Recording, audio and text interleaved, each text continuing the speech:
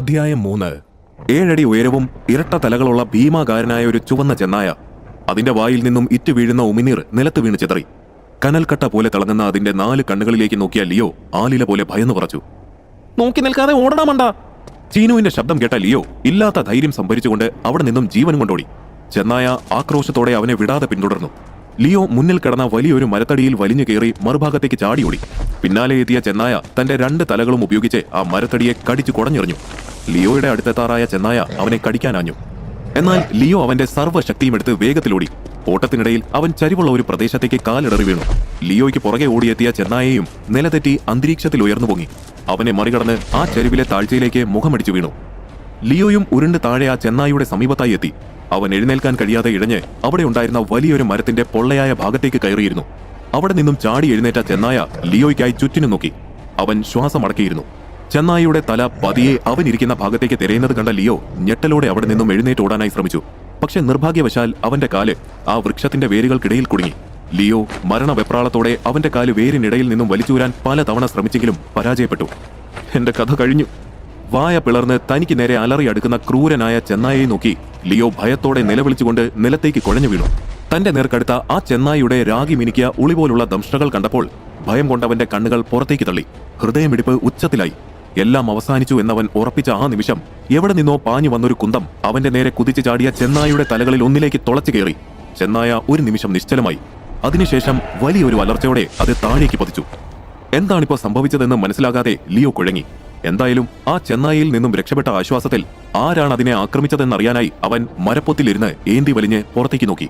ഒരു പെൺകുട്ടി പാറക്കെട്ടിന് മുകളിൽ നിന്ന് താഴേക്ക് എടുത്തു ചാടി. അവൻ അത്ഭുതത്തോടെ അവളെ നോക്കി. കടഞ്ഞെടുത്തതുപോലെയുള്ള ആകാര വടിവോടെ കാണപ്പെട്ട അവൾ വളരെ വ്യത്യസ്തമായ രീതിയിലായിരുന്നു വസ്ത്രങ്ങൾ ധരിച്ചിരുന്നത്. എങ്കിലും ആ പെൺകുട്ടിയെ കാണാൻ ഭൂമിയിലുള്ള മനുഷ്യരെ പോലെ ഉണ്ടെന്നുള്ളത് അവനെ ചെറുതായി അമ്പരിപ്പിച്ചു. ഞാൻ കരുതി ഈ ഗ്രഹത്തിലുള്ളവരെ കാണാൻ അന്യഗ്രഹ ജീവികളെ പോലെ ഉണ്ടാകുമെന്ന്. പക്ഷെ ഇവളെ കാണാൻ മനുഷ്യരെ പോലെ തന്നെയാണല്ലോ. ഇനിയിപ്പോ ഇവളെയും ആരെങ്കിലും എന്നെ അയച്ചതുപോലെ എന്തെങ്കിലും മിഷനായി ഭൂമിയിൽ നിന്നും അയച്ചതാണോ? എന്നാലും അവളുടെ വസ്ത്രവും കയ്യിലുള്ള കുന്തവും ഒക്കെ കാണുമ്പോൾ അങ്ങനെ തോന്നുന്നില്ലല്ലോ. ഏയ്, നീ ഇപ്പോഴും ജീവനോടെ ഉണ്ടോ? ലിയോയുടെ തോളിൽ ചീനു പ്രത്യക്ഷപ്പെട്ട് തിരക്കി.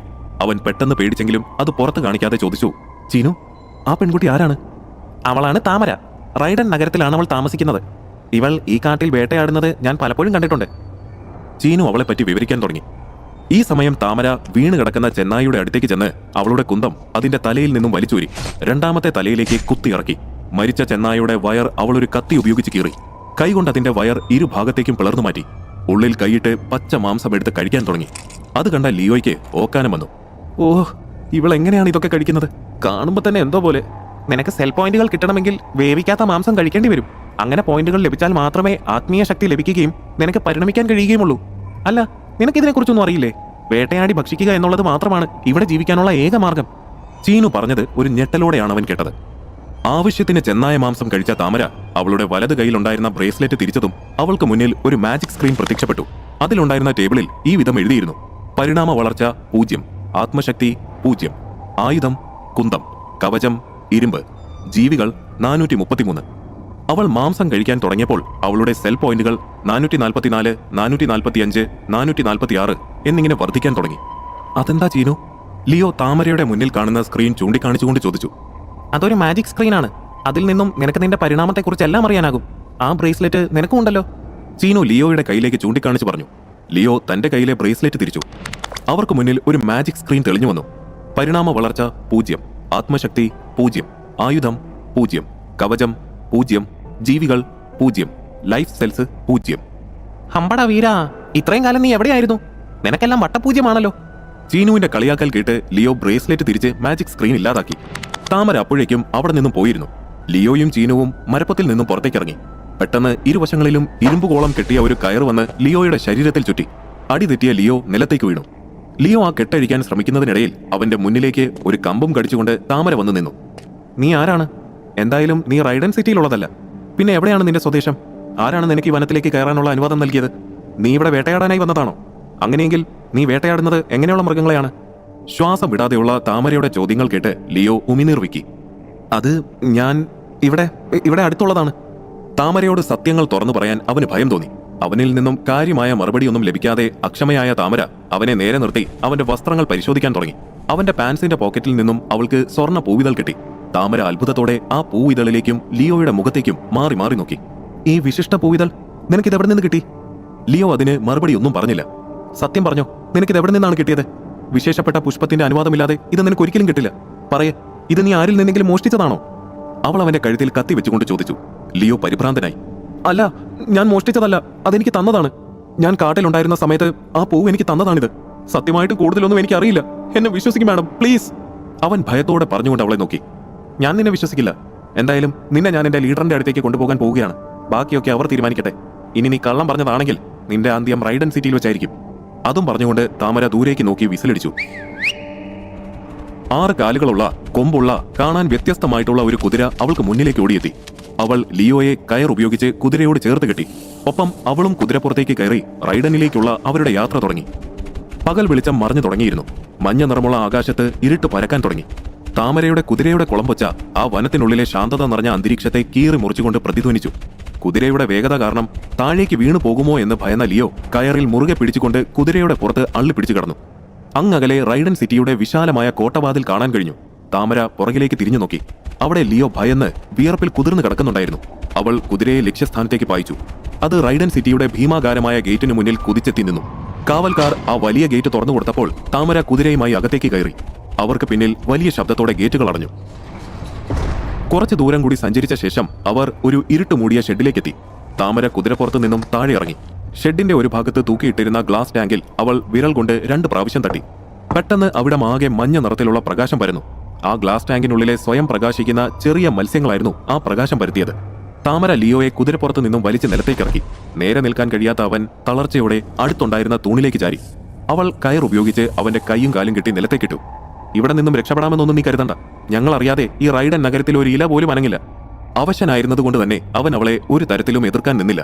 എന്നാൽ ഒരു ദയവുമില്ലാതെ തന്നോട് പെരുമാറുന്ന ആ പെൺകുട്ടിയോട് അവന് ദേഷ്യം തോന്നി. ഇന്ന് രാത്രി നീ ഇവിടെ കിടന്ന് നന്നായി വിശ്രമിക്കേ. നാളെ നിന്റെ അവസാനത്തെ ദിനമാണ്. അവൾ ലിയോയെ ഭീഷണിപ്പെടുത്തിയതിനു ശേഷം അവിടെ നിന്നും പോയി. ലിയോ നിരാശയോടെ അവന് ചുറ്റും കണ്ണോടിച്ചു. അവന്റെ നോട്ടം ഒരു കുതിരയിലെത്തി നിന്നു. അവൻ അതുവരെ പിടിച്ചു നിർത്തിയിരുന്ന ദേഷ്യവും വിഷമവുമെല്ലാം കണ്ണീർ തുള്ളികളായി താഴേക്ക് പതിച്ചു. എന്റെ വിധി എന്തുകൊണ്ടാണ് ഈ വിധമായി പോയത്? എപ്പോഴും എല്ലാവർക്കും തട്ടിക്കളിക്കാനായി ഞാനൊരു കോമാളിയായി മാറുന്നത് എന്തുകൊണ്ടാണ്? ഇതിലും ഭേദം ഞാൻ ആ റെയിൽവേ ട്രാക്കിൽ വീണ് മരിക്കുന്നതായിരുന്നു. ലിയോ കുതിരയെ നോക്കി കരഞ്ഞുകൊണ്ട് തുടർന്നു. അല്ല, ഞാനിതിനെ ഇപ്പൊ ഇതൊക്കെ നിന്നോട് പറയുന്നത്? നിനക്കറിയോ, എന്നെ മരണത്തിൽ നിന്നും രക്ഷിച്ച പ്രൊഫസർ പറഞ്ഞിട്ടാണ് ഞാൻ ഇവിടെ എത്തിയത്. അതുകൊണ്ടല്ലേ ഞാനിപ്പോ ഈ അവസ്ഥയിലായത്. അയാളെ എന്റെ കയ്യിൽ കിട്ടിയാലുണ്ടല്ലോ. ലിയോ ദേഷ്യത്തിൽ പല്ല് ഞെരിച്ചു. എന്നാൽ പെട്ടെന്ന് തന്നെ അവന്റെ ഭാവം മാറി. അയ്യോ, ഞാനിപ്പോ എന്താണ് പറഞ്ഞത്? ആ വലിയ മനുഷ്യൻ ഒരാൾ കാരണമാണ് ഞാനിപ്പോ ജീവനോടെ ഉള്ളത്. അദ്ദേഹമാണ് എന്റെ കുടുംബത്തിനെ കടക്കിണിയിൽ നിന്നും രക്ഷിച്ചത്. പ്രൊഫസർ വലിയ മനസ്സിനുടമയാണ്. പ്രൊഫസറെ കുറിച്ച് അറിയാതെ പറഞ്ഞുപോയ വാക്കുകൾ ഓർത്ത് അവന്റെ മുഖം പശ്ചാത്താപത്താൽ കുനിഞ്ഞു. അവന്റെ നിലവിളിയും പദം പറച്ചിലും സഹിക്കാൻ കഴിയാതെ ആ കുതിര പതുക്കെ പുറം തിരിഞ്ഞു നിന്നു. ഈ ലോകത്ത് ഞാൻ എത്തിയിട്ട് 1 ദിവസമേ ആയുള്ളൂ. അപ്പോഴേക്ക് ഞാനിതാ മരിക്കാൻ പോകുന്നു. നാളെ അവരെന്നെ എന്താണ് ചെയ്യാൻ പോകുന്നതെന്ന് അറിയില്ലല്ലോ. ഞാൻ തിരികെ എത്തുന്നതും കാത്തിരിക്കുന്ന അമ്മയെയും അനുജത്തിയെയും ഓർത്ത് മാത്രമേ എനിക്ക് ദുഃഖമുള്ളൂ. അവന്റെ കൺമുന്നിൽ അമ്മയും അനുജത്തിയും ഒത്തുള്ള നിമിഷങ്ങൾ മിന്നിമറഞ്ഞു. ഏറെ നേരത്തിന് ശേഷം കണ്ണീരുണങ്ങിയ മുഖവുമായി അവൻ ഉറക്കത്തിലേക്ക് വഴുതി വീണു. താമര തന്റെ മുറിയിലെ ജനാലയിലൂടെ ലിയോയെ നോക്കി നിൽക്കുകയായിരുന്നു. അവളുടെ കയ്യിൽ അവനിൽ നിന്നും കൈക്കലാക്കിയ സ്വർണ്ണ പൂവിതളും ഉണ്ടായിരുന്നു. അപ്പോഴും അതെങ്ങനെ അവന്റെ കയ്യിൽ എത്തിയെന്നുള്ള ചിന്ത അവളെ വല്ലാതെ അലട്ടി. പെട്ടെന്ന് അവളുടെ തോളിൽ ഒരു ചെറിയ രൂപം തെളിഞ്ഞു. അതവളുടെ വളർത്തുമൃഗം നിധിയായിരുന്നു. താമര, നീ എന്താണ് ആലോചിക്കുന്നത്? അവൾ നോക്കി നിൽക്കുന്ന ഭാഗത്തേക്ക് എത്തി നോക്കിയിട്ട് നിധി താമരയോട് ചോദിച്ചു. നീ ആ കിടക്കുന്നവനെ കണ്ടില്ലേ? അവനെപ്പോലെ ഒരു പ്രത്യേകതകളും ഇല്ലാത്തവരുടെ സ്ഥാനം ആ തൊഴുത്തിലാണ്. പക്ഷേ എനിക്ക് മനസ്സിലാകാത്ത കാര്യം, എന്തുകൊണ്ടാണ് ഈ വിശേഷപ്പെട്ട പൂവിതൾ പ്രകൃതി അവനെ സമ്മാനിച്ചതെന്നാണ്. താമര, നീ ഇപ്പോഴും അവൻ പറഞ്ഞത് വിശ്വസിച്ചിരിക്കുകയാണോ? നീ അവന്റെ മുഖത്തേക്കൊന്ന് സൂക്ഷിച്ചു നോക്കിയേ. അവനെ കണ്ടാൽ തന്നെ അറിയാം പഠിച്ച കള്ളനാണെന്ന്. എനിക്ക് ഉറപ്പുണ്ട്, മിക്കവാറും അവനിത് ആരുടെയെങ്കിലും കയ്യിൽ നിന്ന് മോഷ്ടിച്ചതായിരിക്കും. നിധി തറപ്പിച്ച് പറഞ്ഞുകൊണ്ട് ലിയോയെ നോക്കി. അവനപ്പോൾ പാതി മയക്കത്തിൽ എന്തൊക്കെയോ പിറുപിറുക്കുന്നുണ്ടായിരുന്നു. അങ്ങനെയല്ല നിധി, ഒരുപക്ഷെ എന്തെങ്കിലും കാരണത്താൽ അവനെ പ്രകൃതി തെരഞ്ഞെടുത്തതാണെങ്കിലോ? നിനക്കറിയോ, അവൻ കയ്യിലൊരു ആയുധം പോലും ഇല്ലാതെ കാട്ടിൽ അലഞ്ഞു തിരിയുകയായിരുന്നു. അവനെ ഏതെങ്കിലും മൃഗം ആക്രമിച്ചാൽ അവന്റെ കഥ കഴിയും. അങ്ങനെ സംഭവിക്കാൻ പാടില്ല നിധി. ഈ അവസ്ഥയിൽ അവന് സുരക്ഷിതനായിരിക്കാൻ കഴിയുന്ന ഒരേ ഒരു സ്ഥലം റൈഡൻ സിറ്റിയാണ്. പക്ഷെ താമര, നീ ഒന്ന് ആലോചിച്ച് നോക്ക്. അസൂയയും മത്സരവും തലയിൽ നിറച്ച ആളുകളാണ് ഇവിടെ ഉള്ളവർ. ഈ സ്വർണ്ണ പൂവിതൾ അവന്റെ കൈവശമുണ്ടെന്ന് ആരെങ്കിലും അറിഞ്ഞാൽ അത് സ്വന്തമാക്കുന്നതിനായി അവനെ കൊന്നുകളയാൻ പോലും ഇവിടെയുള്ളവർ മടിക്കില്ല. നിധി പറഞ്ഞു. നീ പേടിക്കണ്ട നിധി, ഞാൻ ഈ സ്വർണ്ണ പൂവിതളിനെ കുറിച്ച് ആരോടും പറയില്ല. പകരം അവനെ സംരക്ഷിക്കാനുള്ള ഒരു വഴി ഞാൻ കണ്ടെത്തിയിട്ടുണ്ട്. അതേത് വഴി താമര? നിധി ആകാംക്ഷയോടെ ചോദിച്ചു. നാളെ രാവിലെ ഞാൻ അവനെയും കൂട്ടി വിപാശയെ കാണാൻ പോകുന്നുണ്ട്. വിപാശയോട് ഞാൻ ചോദിക്കും, അവനെ കൂടി ആർമിയിലേക്ക് എടുക്കാമോ എന്ന്. വിപാശയുടെ ആർമിയിലുള്ള ഒരാളെയും കൊല്ലാനുള്ള ധൈര്യം ഈ റൈഡൻ സിറ്റിയിൽ ആർക്കും ഉണ്ടാകില്ല. താമര ആത്മവിശ്വാസത്തോടെ ലിയോയെ നോക്കി നിധിയോട് പറഞ്ഞു. അടുത്ത ദിവസം രാവിലെ ലിയോ കൂർക്കം വലിച്ചുറങ്ങുകയാണ്. പക്ഷേ നഗരം ഉണർന്നു തുടങ്ങിയിരുന്നതിനാൽ എങ്ങും ശബ്ദമുഖരിതമായിരുന്നു. അവൻ മുഖം ചുളിച്ചുകൊണ്ട് കണ്ണുകൾ ചിമ്മി തുറക്കാൻ ശ്രമിച്ചു. അല്പസമയത്തിനു ശേഷം ഒരു കോട്ടുവ ഇടാനായി വായ തുറന്ന് ഒപ്പം കണ്ണുകൾ തുറന്ന ലിയോ തുറന്നു വെച്ച വായടയ്ക്കാൻ മറന്ന പോലെ വാ പൊളിച്ചു നിന്നുപോയി. 40 അടിയോളം നീളമുള്ള ഒരു വെളുത്ത പെരുമ്പാമ്പ് അവന്റെ ശരീരത്തിനെ ചുറ്റി അവനു മുന്നിൽ വാ തുറന്നു നിന്നിരുന്നു.